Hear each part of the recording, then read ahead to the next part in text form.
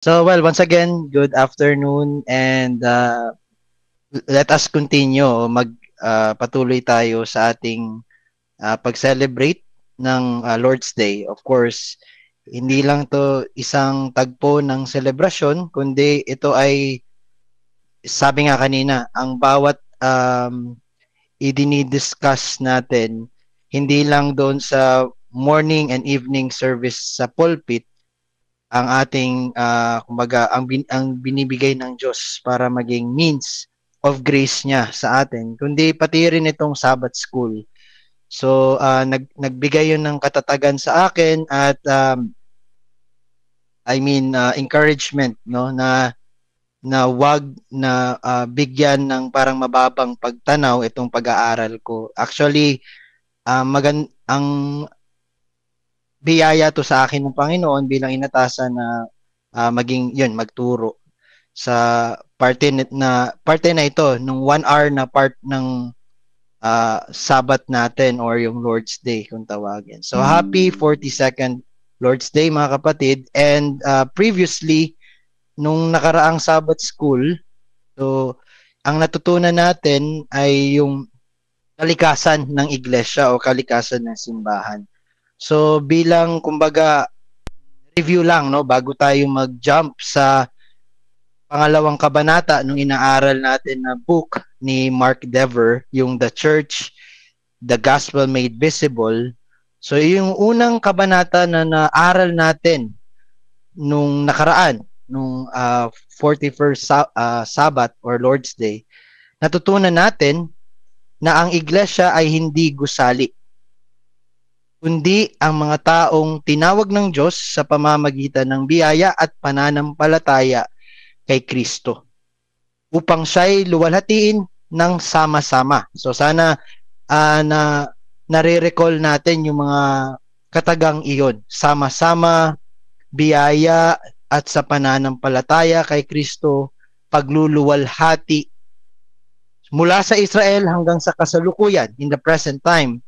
Layunin ng Diyos na bumuo ng isang banal, holy, na bayan na magpapakita ng kanyang pamumuno at kabanalan sa sanlibutan.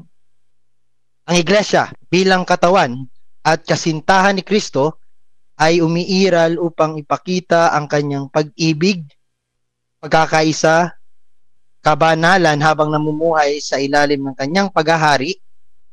Kaya't ang pagiging bahagi ng iglesia ay hindi optional sa atin, kundi isang banal na tawag upang sumamba, maglingkod, at ipahayag ang kaluwalhatian ng Diyos ng magkakasama. Okay? So, nawa ay bigyan tayo ng kalakasan ngayong araw na ito sa Lord's Day na tayo magkakasama bilang isang iglesia, bilang lupon, okay? Hindi lang mag-isa.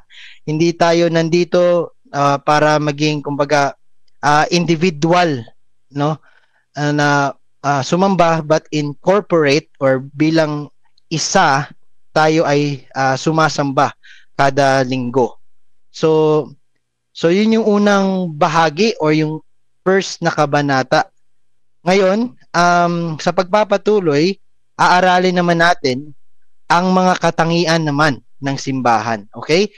Una, kalikasan. Ngayon ay mga katangian. So yung second chapter, ang pamagat niyan, ang mga katangian ng simbahan or yung attributes of church. So kung nung una pa, siguro naman ay meron sa atin pwedeng memoryado yung yung Apostles' Creed. At isa sa bahagi ng Apostles' Creed, and we believe in one holy Catholic Church, okay? So yun yung wording doon sa ating Apostles' Creed. So mga kapatid, sa araw na ito, sa ating pag-aaral ng mga katangian ng simbahan o yung attributes ng church, pag-aaralan natin yung 4 na nabanggit sa ating creed, okay? First, yung una is isa, one, and then holy, banal, and then pangkalahatan or universal o Catholic, and then finally apostolic or apostoliko. So yun yung apat na katangian ng simbahan na ating matututunan sa tagpo na ito ng ating Lord's Day. So nawa ay gabayan tayo at kung meron man tayong mga nararamdaman na pagkapagod o pagkabagot, ialay natin sa Panginoon at ating sabihin na kung sa tayo lang hindi natin kaya, no, mahina ang ating katawan, pero more importantly, the Holy Spirit na nasa atin ay more than willing upang tayo ay pabanalin, okay? Bilang kanyang tinawag sa kanyang iglesia. Sapagkat ang iglesia ay hindi gusali. Tayo ang iglesia, mga kapatid. So, sa panimula, or as an introduction, pag-usapan natin na ang simbahan ay sumasalamin o refleksyon ng katangian ng Diyos.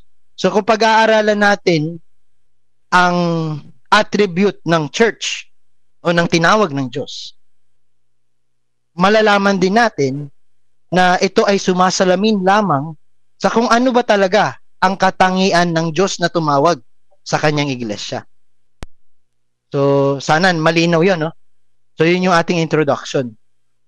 Base dito, ang simbahan ay hindi lamang isang organisasyon. Ito ay isang nakikitang refleksyon ng katangian ng Diyos. Pananalamin ng katangian ng Diyos. Inilalarawan ng isang creed na kung tawagin Niceno-Constantinopolitan Creed noong year 381, ang apat na katangian, yung binanggit ko kanina, isa, banal, pangkalahatan, at apostoliko. Okay? Doon nabanggit sa creed na iyon. Okay? 1, holy, Catholic or universal, and apostolic. Ang mga katangiang ito ay dumadaloy mula sa mismong pagka-Diyos. Sino bang ating Diyos? Si Yahweh. Okay? Ang kanyang pagkakaisa, kabanalan, pagiging walang hanggan, at ang kanyang katotohanan. So, sabi na nga natin na itong ginagawa nating Sabbath School ay tayo ay nagbabasa or inaaral natin yung libro ni Mark Dever patungkol sa iglesia o simbahan. So, nag-copy ako nung mga CP doon o yung mga bahagi doon na naway kapulutan natin ng kaalaman, okay? Ito yung magiging karagdagang kaalaman sa atin at naway yung kaalaman na yun ay siyang pumukaw rin sa atin, no? Maging means din ng Panginoon upang pukawin tayo, okay? Dahil ito ay nakabase rin naman sa kanyang salita. So, ito yung babasahin ko, nawa ay kapulutan natin ng aral, mga kapatid. So, nasulat doon sa chapter 2, ang simbahan ay isa at dapat manatiling isa or one sapagkat ang Diyos ay isa. Iisa lamang ang Diyos. Noon pa man, ang mga Kristiyano ay nakilala sa kanilang pagkakaisa or unity. Ang pagkakaisang ito ay tanda sa sanlibutan o sa buong mundo ng pagkakaisa rin ng Diyos mismo. So, dahil ang church ay united, pinapakita lang ito o sumasalamin ito na ang Diyos ay ganun din ang kanyang katangian. Siya ay may pagkakaisa simula, magmula pa man sa simula, okay? Or sa yung kawalang hanggan, okay? Kaya't ang mga pagkakabahabahagi, okay, yung mga division, pagtatalo, yung mga quarrel, ay isang napakalubhang iskandalo kung tuturingin. Kaya nga kanina, kasali sa ating corporate prayer, no? Sa Catholic Church o sa Universal Church, na yung mga kapatid natin na nagbabangayan pa sa social media ay isang iskandalo. Hindi to dapat maging anormal sa atin o bilang mga may bagong kalikasan na kay Kristo. So sa pagpapatuloy, sabi doon, ang simbahan ay banal, holy. At dapat manatiling banal sapagkat ang Diyos ay banal. Muli, pinapakita dito na ang dapat na ang simbahan ay sumasalamin lamang sa kung ano rin ang katangian ng Diyos. Hindi maaari na tayo salungat sa katangian ng Diyos at ikiklaim natin na tayo ay kabilang sa iglesia ng Diyos o iglesia ni Kristo. Ang kabanalan ng simbahan ay inilalarawan ng pahayag ng Diyos tungkol sa kanyang bayan. Gayon din ng patuloy na gawa ng Espiritu Santo. Okay? Yung continuous work of sanctification ng Holy Spirit. Ang simbahan ay tahanan ng banal na Espiritu. At binubuo ito ng mga banal na inilaan para sa espesyal na layunin ng Diyos. Kaya't ang kabanalan ng simbahan ay kabanalan din mismo ni Kristo. And then, ang simbahan ay pangkalahatan or universal. At dapat lang na manatiling pangkalahatan sapagkat ang Diyos ay Panginoon ng buong lupa. Okay? At hari ng mga panahon, ng lahat ng panahon. Kaya nga universal siya. Pag sinasabing universal, hindi lang siya bound sa space but also sa time. Okay? Ang simbahan ay pangkalahatan sapagkat ito ay laganap sa lahat ng panahon at sa lahat ng dako.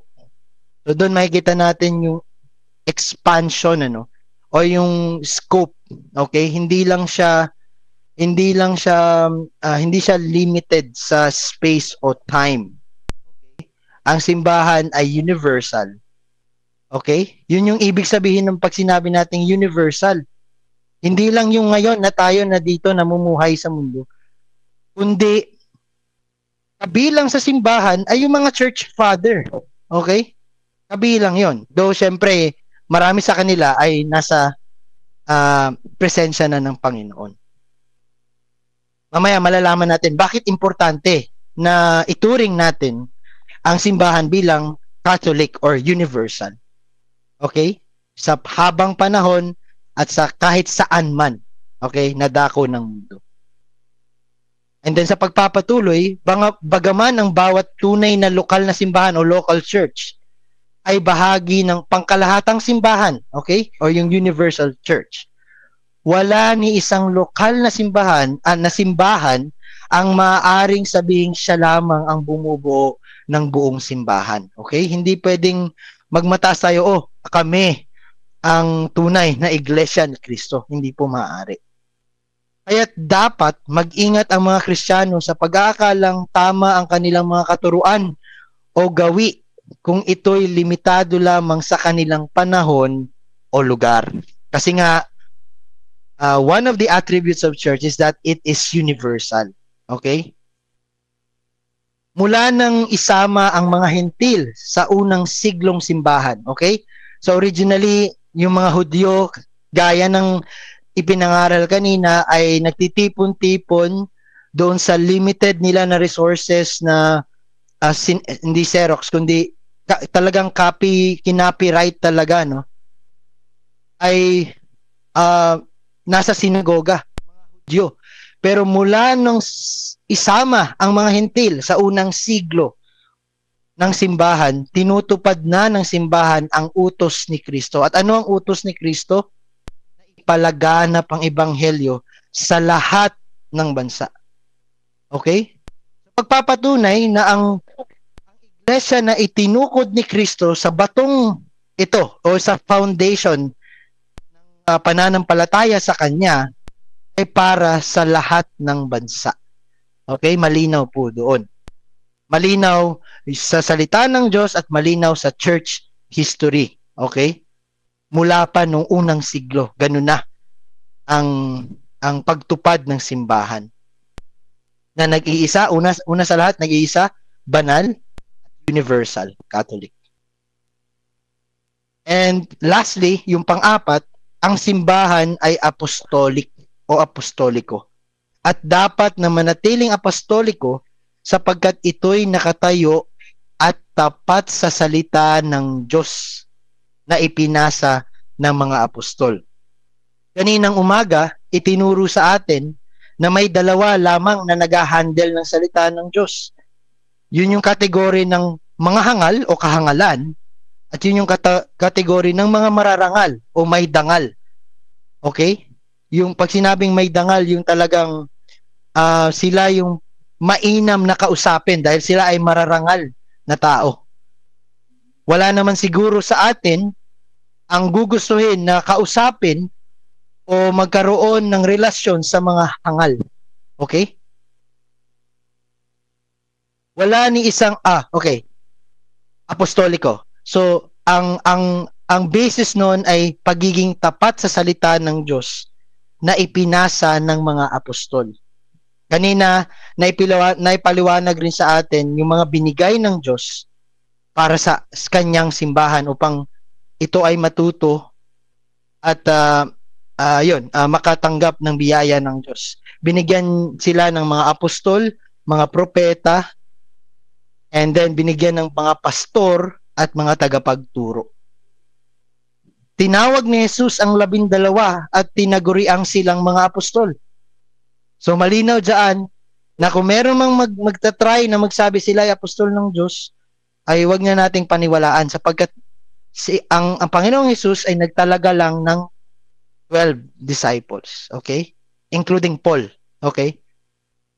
So Paul being the 13th apostle, Sa huli ng kanyang ministeryo o ng ministeryo ng Panginoong Hesukristo, siya ay nanalangin, nag-intercede ang Panginoon sa atin para sa mga maniniwala sa kanya, sa kanyang word sa akin, sa pamamagitan ng mga mensahe nila. Sino ang tinutukoy? Mga apostol. Kaya kung tinuturing natin na tayo kabilang sa tinawag ng Panginoon, abay, makikita natin ang malinaw na intercession ng only one intercessor. Okay? Our Lord Jesus Christ. Our high priest. Siya ay nanalangin. John 17. Okay? Para sa mga maniniwala sa Kanya sa pamamagitan ng mensahe ng mga apostol. Kaya nararapat lamang na isa sa katangian ng iglesia na tinawag ng Panginoon o ng Diyos ay maging apostoliko o tapat sa salita na ipapangaral ng mga apostol ng Panginoon. Mula noon hanggang ngayon, ang parehong ebanghelyo ang ipinapasa. Take note of the word parehong ebanghelyo. And siguro naman, maraming beses na tayong napaalalahanan na kung meron man tayong maririnig na ebanghelyo na salungat o iba doon sa nauna ng ipinangaral, ay wag natin itong tanggapin kahit na magmula pa yan sa mga anghel. Okay? Dahil nga, isa sa magiging katangian ng isa banal, universal, at apostolic church is it is apostolic. Okay? Tapat. Okay? Sa paghawak o paghandle ng salita ng Diyos. Ang patuloy na linya ng mga pastor o mga pastor mula sa mga apostol, okay? So, meron talagang distinction. Dati hindi ko alam ano ba yung kaibahan ng apostles sa disciples. Okay? Malinaw na yung succession ay hindi dahil sa organizational or kumbaga hindi sa institutional na succession. Okay? Kundi may 12 lang na apostol plus Pablo, and then after that, yung mga maniniwala sa kanila ay magiging disipulo. At doon kukunin yung mga magpapastol sa maliliit na lokal na iglesia. Okay? So ang patuloy na linya ng mga pastor mula sa mga apostol ay hindi kasing halaga ng patuloy na pagtuturo ng mga apostol sa mga simbahan ngayon. Tanging sa katuruan ng mga apostol nagiging haligi at saligan ng katotohanan ang simbahan. Okay? So, sa katuruan, okay? Hindi dahil sa merong line ng kumbaga continuous line. Kundi hindi yung linya ang pinag-uusapan, kundi yung katuruan o yung doktrina ang mahalaga. Okay? So, kaya nga 'di ba? The church is the yung haligi at saligan ng katotohanan. Okay? And then, ang apat na katangiang ito ay biyaya at tungkulin ng simbahan. Okay?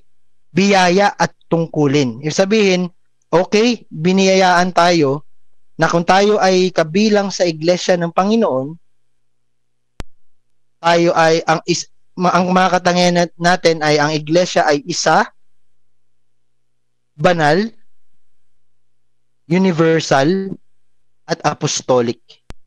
So, biyaya yun sa atin. At the same time, may katungkulan tayo. Okay? May responsibilidad tayo bilang kabahagi ng mga tinawag ng Panginoon. Ang simbahan ay isa na. Okay? Kumbaga, positionally, i-declare na ng Panginoon na there's only one church. Ang simbahan ay isa na. Ngunit, dapat na maging mas nakikitang isa. Okay? Yun yung katungkulan natin. Dapat ipakita natin na tunay nga na isa lang ang simbahan. Isa lang ang simbahan. At dahil isa ang simbahan, dapat merong unity kung tawagin. Okay? Ang simbahan. So, biniyayaan tayo. Dineclare, binigyan na tayo ng posisyon ng Panginoon na there's only one church.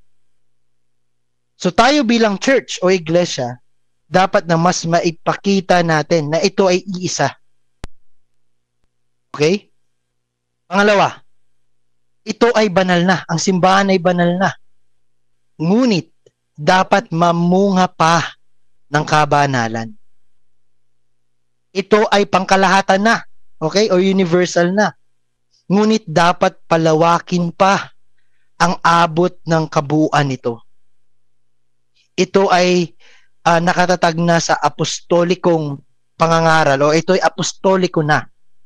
Ngunit dapat mas maging tapat pa sa ebanghelyo upang patuloy na sumailalim sa pagbabago ayon sa katotohanan.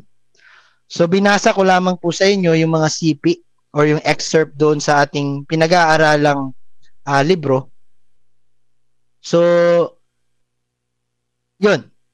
Tayo bilang iglesia, naniniwala tayo na ang iglesia ay isa, banal, universal, at apostoliko. Ngayon, yun yung pag-aaralan natin. Yung apat na katangiang ito.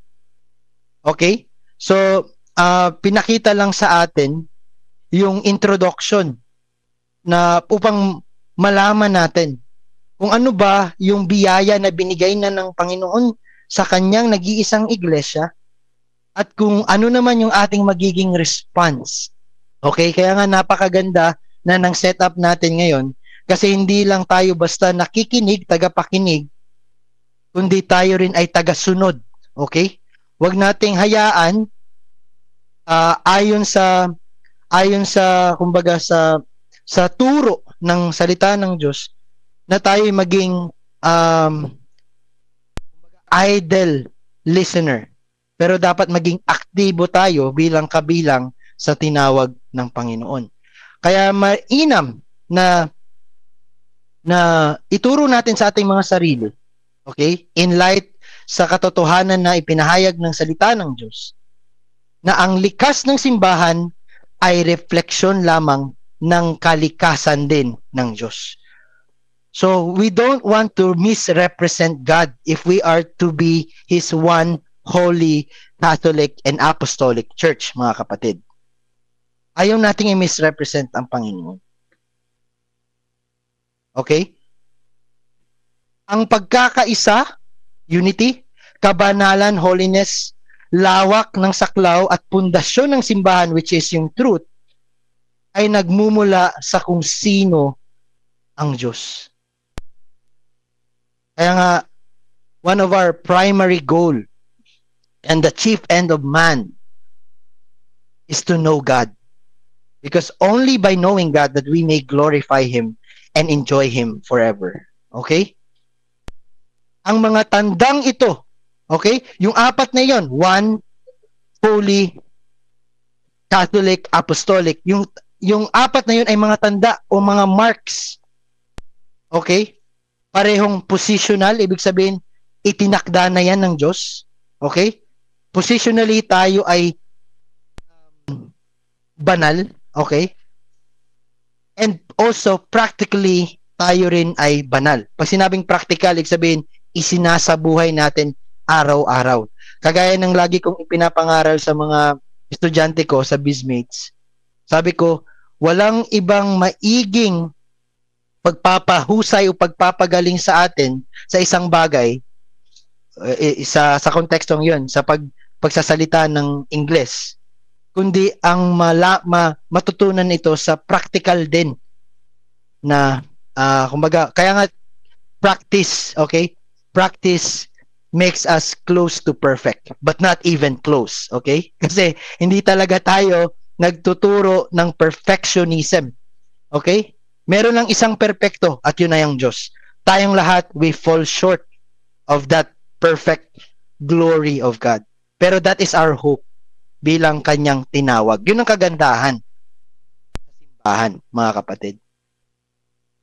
So, kagaya nung ginawa natin nung nakaraan, and sana ito na yung maging kaugalian natin sa tuwing Sabbath School, magbibigay lang ako ng mga tanong para sa talakayan natin, no? Sa ginagawa natin na pagtalakay with our family and yung ating mga tawag dyan, accountability partners. So, unang tanong, bakit dapat magsimula ang pagkakakilanlan ng simbahan sa kung sino ang Diyos at hindi sa kung sino tayo? Bakit kailangan ganun? Bakit dapat magsimula ang pagkakakilanlan o yung identity ng church sa kung sino siya at hindi kung sino tayo? Yun yung unang tanong. At pangalawa, paano pinangangalagaan ng apat na tandang ito, yung four marks, one, holy, Catholic, and apostolic? Paano pinangangalagaan ng apat na tandang ito ang simbahan laban sa pagiging makamundo o makasarili? Okay, binibigyan na tayo ng hint, ano? Ano ang kalaban ng simbahan? Pagiging makamundo at pagiging makasarili.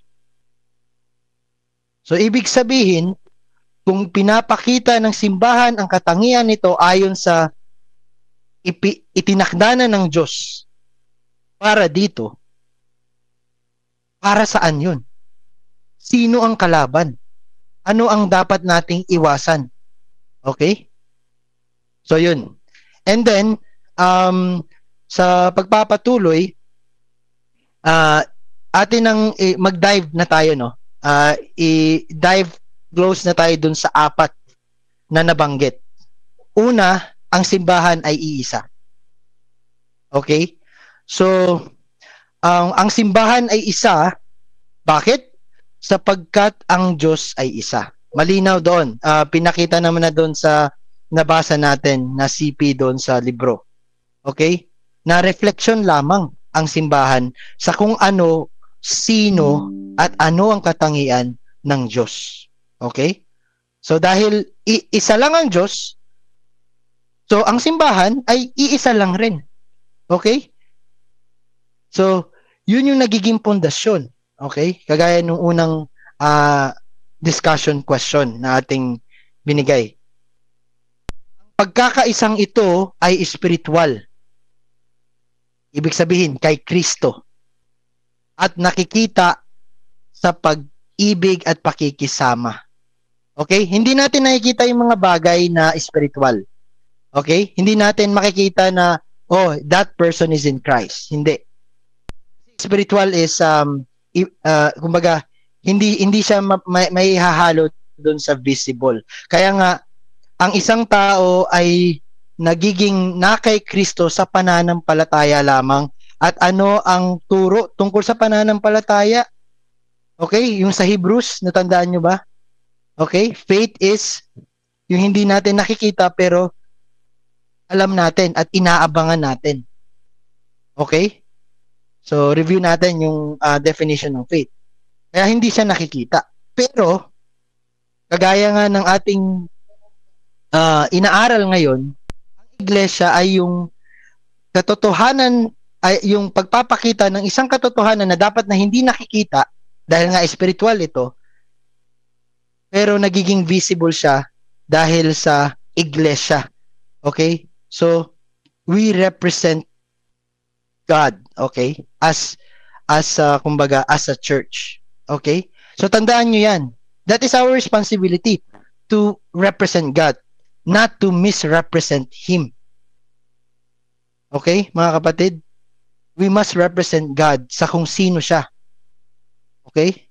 Huwag nating ipakita sa mundo na hangal tayo sapagkat hindi hangal ang Diyos.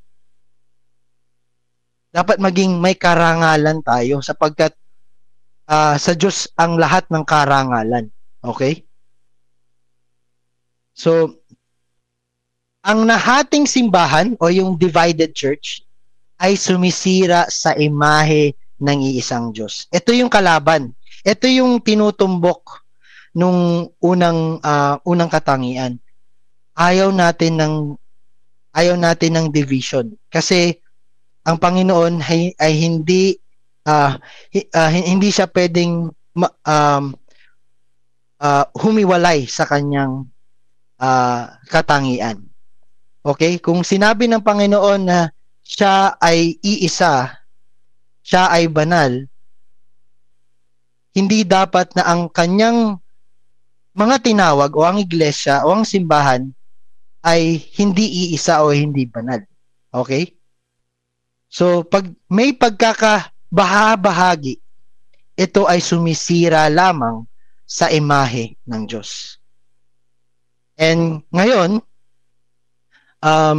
itinuturo sa atin bilang mga tinawag ng Diyos na dapat i-represent natin ang ating nag-iisang Diyos. Ibig sabihin, dapat iisa tayo. Meron tayong unity sa bawat isa.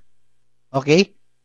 So, mga tanong para sa talakayan, paano nakakatulong ang kababaang loob o yung humility ng ebanghelyo sa pagpapanatili ng pagkakaisa? Ulitin ko, paano nakakatulong ang humility ng ebanghelyo sa pagpapanatili ng pagkakaisa? Okay?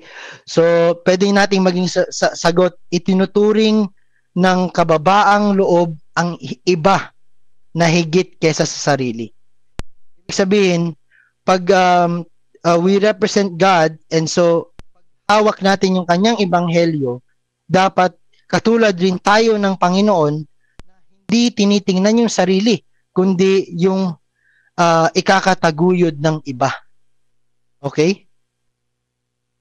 And then, so, dahil pinipilit nating hindi piliin ang ating mga sarili, so, one of the good consequence, pag sinunod natin iyon, ay mapapanatili natin o ma-maintain natin yung unity ng church. Kasi tinawag ang simbahan para maging isa, united in Christ and in fellowship. Okay?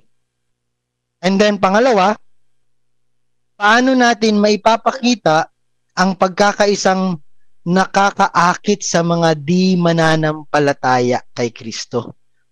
So ito naman yung parang kumbaga outward naman na outflow ng simbahan. Paano makikita ng mga hindi mananampalataya ang ating pagkakaisa in such a way na sila ay mai-entice o maaakit dito? Okay?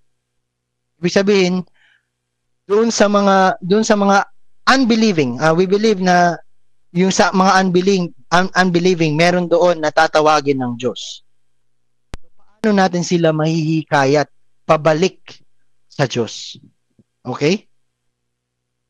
So, So as our application sa learning natin na ang simbahan ay isa. So our application sa pagpapatawad, forgiveness, pagtulong at paglilingkod sa isa't isa, ipinahahayag natin na winasak na ni Kristo ang pader ng alitan. Okay, take note of the word. Winasak na ni Kristo ang pader ng alitan. There's no room for quarrel. Ang ating pagkakaisa ay ebanghelyo sa gawa. Okay? So, evangelism is hindi lang yung alam mo yung kung paano i-share yung gospel. Okay? But evangelism can be done, no? Or sa pag-represent lang na kung ano ang katangian ng Diyos. Because the gospel is about the person and the work of God or the works of Christ. Okay? So, ang pagkakaisa ay ebanghelyo sa gawa. Okay? So, practical, no? Pag-evangelize natin. Mga kapatid, hindi lang sa salita, kundi sa gawa. Okay? Okay, so marami tayong marirecall doon, no? Hindi sa salita, kundi sa gawa. Okay. So nawa makita ang ating liwanag sa pamamagitan ng ating gawa. Walang alitan na dapat na i-tolerate ang simbahan. Kung tayo ay magiging tapat sa ating tungkulin upang i-represent na meron lamang iisang Diyos at siya ay tumawag ng iisang iglesia. Okay? So, yun yung una. The church is one. Pangalawa, ang simbahan ay banal. Okay? Ang simbahan ay banal. Holy. Bakit? Ang simbahan ay banal sapagkat Kristo ang nagtalaga at patuloy na nagpapadalisay.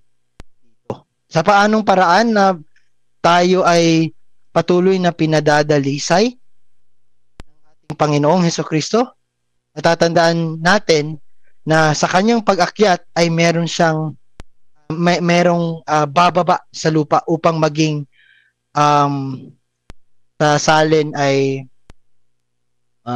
comfort or yung yes, comfort natin o magbibigay lakas. Okay? Para sa atin. Magiging kaaliwan, okay? Aliw sa atin. At yun ang banal na espiritu, okay? Ang kabanalan ay parehong posisyonal, okay? Itinakda ng Diyos at ito rin ay progressive. Isabihin, lumalago ang kabanalan, mga kapatid. Hindi siya namamatay, kundi lumalago siya.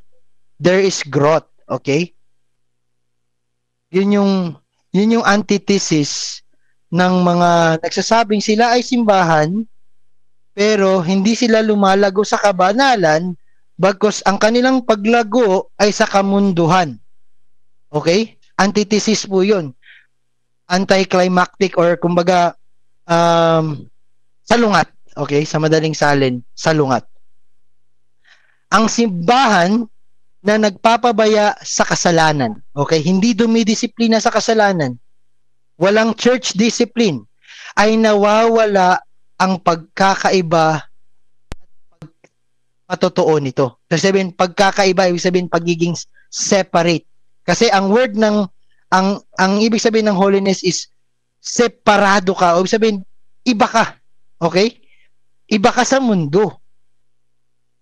So kung hahayaan natin ang kasalanan na unti-unti pero naandyan sa ating simbahan, hindi natin to pupuksain sa early signs ng kasalanan o symptoms nito, nawawala yung pagiging banal natin o pagiging iba natin. And our witness, okay? That is our, kumbaga, our call as the called ones o yung mga tinawag. And that is to be the witness of Christ. Acts 1:8, no? Sa buong sanlibutan. Okay? So pwede nating talakayin, ano ang kahulugan ng banal ngunit hindi pa perpekto? Holy but not yet holy. Okay? So, para sagutin yan, ang simbahan ay banal nasa posisyon kay Kristo. Okay? Yun yung sufficiency ng ginawa ng Panginoon. In position, tayo ay pinabanal na kay Kristo. Ngunit, patuloy. Mga kapatid, patuloy ito, progressive ito. Patuloy pang nililinis ng Espiritu sa aktwal na pamumuhay. Kaya nga, wag nating hayaan, okay, yung sanctification. At paano sinasanctify ang simbahan? Through church discipline. Okay? Parang nandyan na yung salita ng Diyos, nandyan na yung kautusan niya. Pero kung hindi natin ito i-execute, okay? Kung walang kumbaga, hindi tayo magiging pulis para sa Diyos. Walang magiging walang aktwal na pagbabago sa atin or pagpapabanal sa atin. Kaya nga, may biyaya ang Diyos at ang tao ay may katungkulan din. Okay? So, hindi lang tayo basta tatanggap lang ng biyaya na walang ginagawa. Kung tayo ay tatanggap ng biyaya, tatanggapin natin ito ng may paggawa. Okay? Faith without deed is dead. Okay? Mga kapatid. So, ipamalas natin na iisa ang Diyos at banal ang Diyos sa pamamagitan ng pagpapakita at pagpapatotoo na ang kanyang tinawag ay iisa din. Okay? Walang alitan at banal. Okay? So, hindi tayo takot sa church discipline. Bagkus minamahal natin ito sapagkat ito ang tawag sa atin. Maging pagtibayan ng ating patotoo o witness sa ating Panginoon. Paano natin maisusulong ang kabanalan bilang isang kongregasyon? Okay? Paano natin maisusulong ang kabanalan bilang isang kongregasyon? Ito ay sa pamamagitan ng pananagutan sa isa't isa, accountability.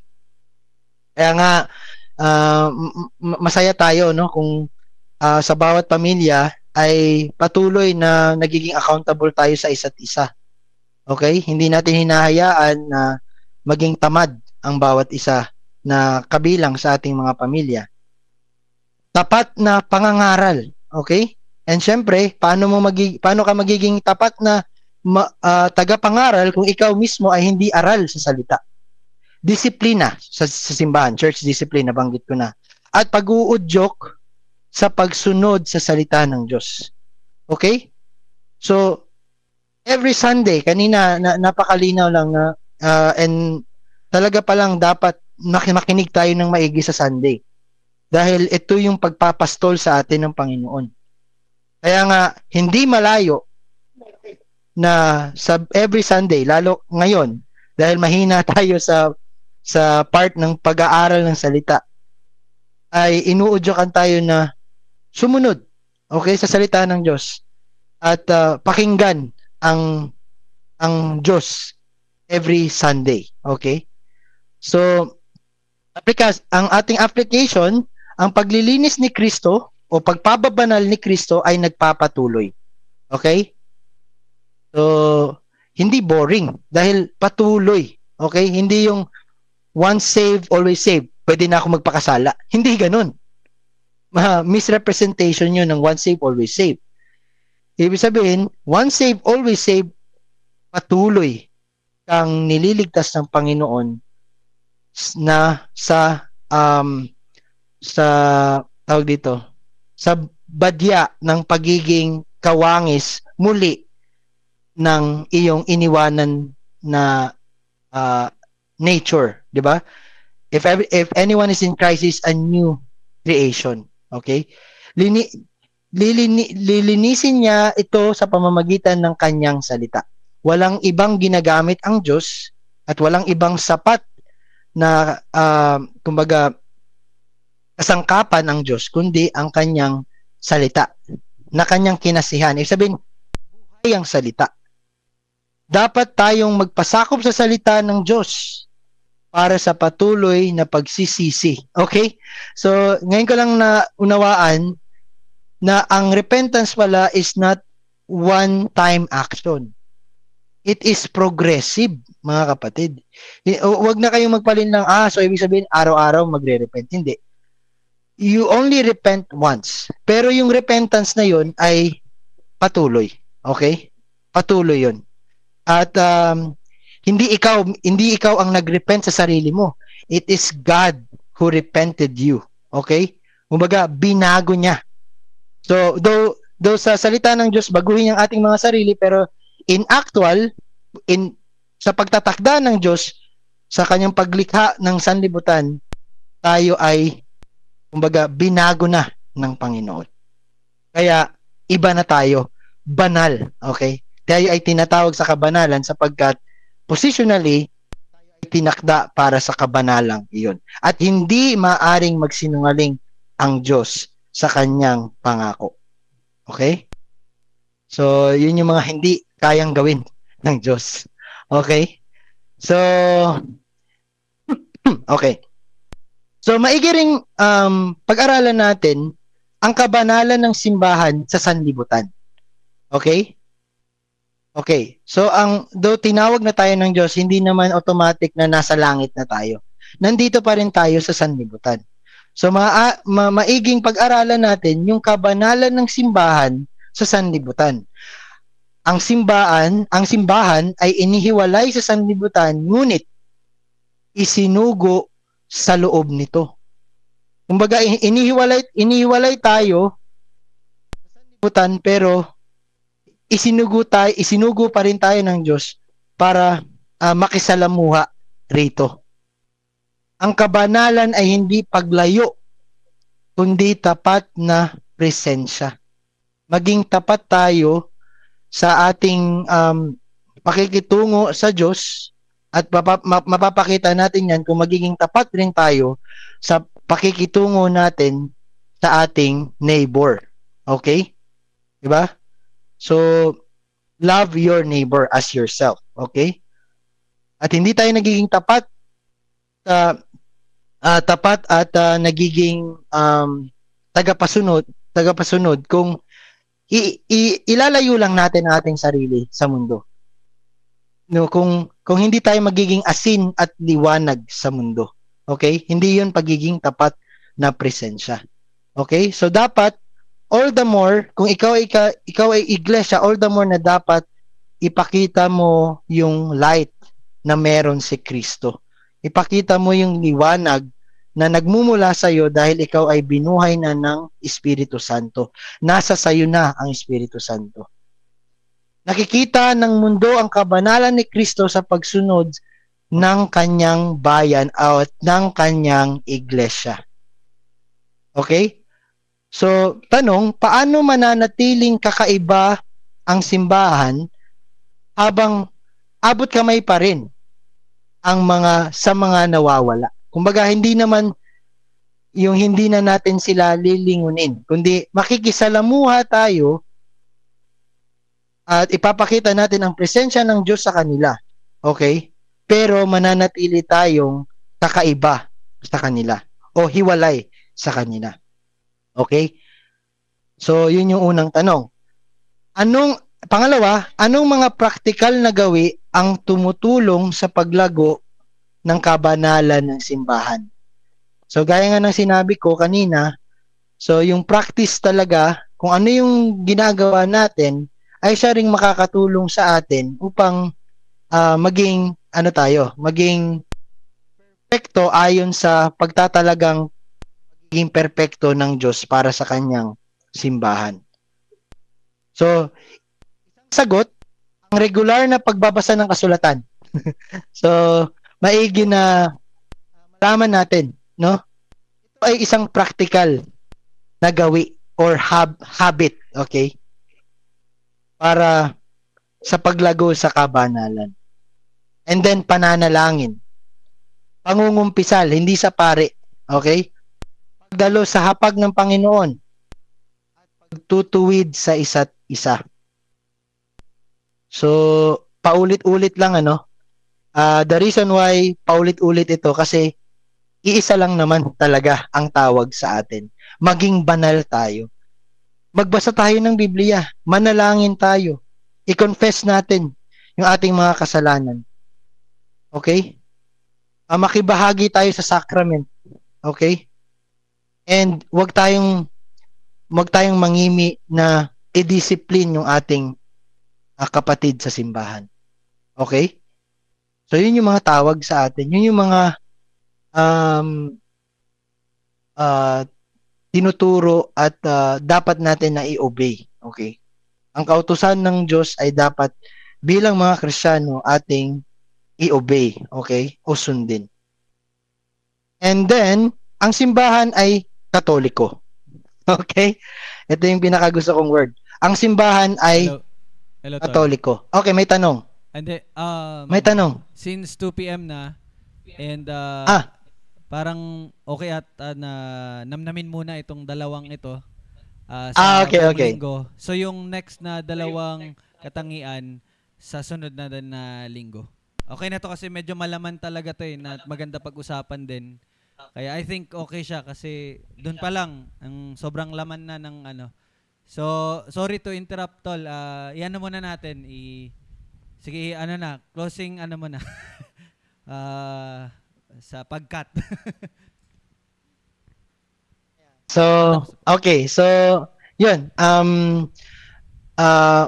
Muli, okay, so sa pag-close nitong ating session, so lagi nating pakatandaan na ang katangian na meron ng simbahan, ang magiging pattern nun ay yung katangian lang rin ng Panginoon. And there's no way na ang simbahan ay magiging tapat na representative kung siya ay hindi tapat sa kanyang pakikipagrelasyon sa Panginoon. So, the bottom line is we must know God. Okay? Kaya nga napaganda yung knowing God. Kilalanin ang Diyos. Alamin kung ano ang buhay na walang hanggan na itinilaga ng Diyos kay Kristo.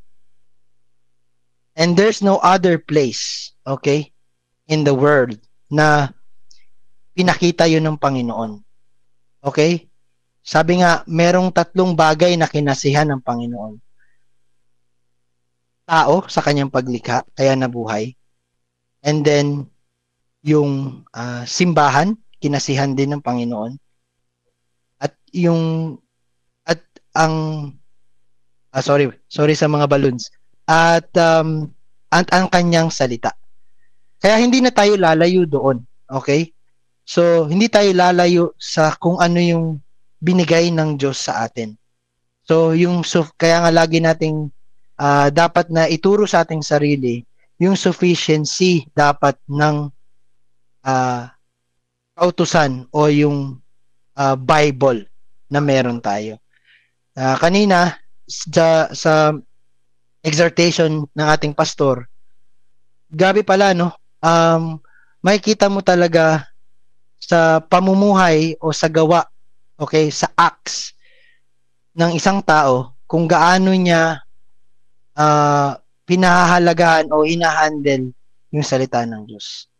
And dahil depende sa iyong paghandle ng salita ng Diyos, makikita kung ikaw ay hangal o isang marangal na Berean.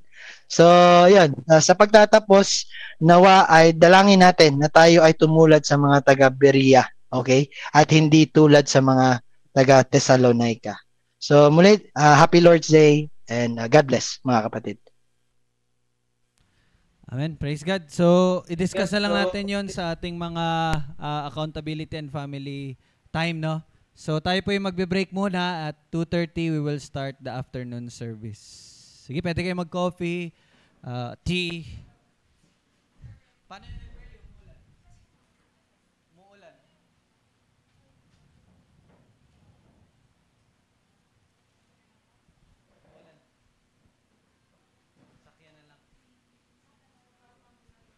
Pahinga muna tayo.